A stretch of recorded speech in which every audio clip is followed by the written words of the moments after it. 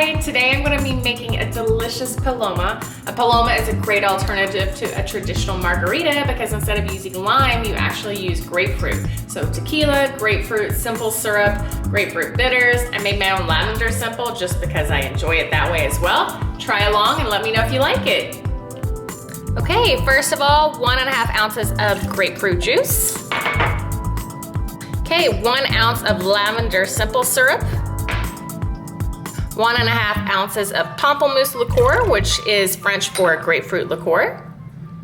And 3 ounces of tequila. I'm using El Espolon Blanco Tequila.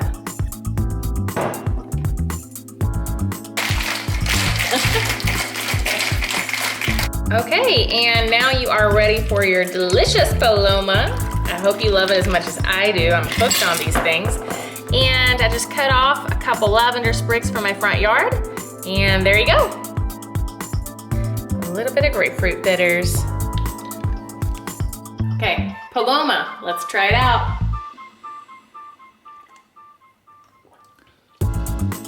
Delicious. I like the lavender added in it. It's definitely a little bit floral because of that. It's not a margarita.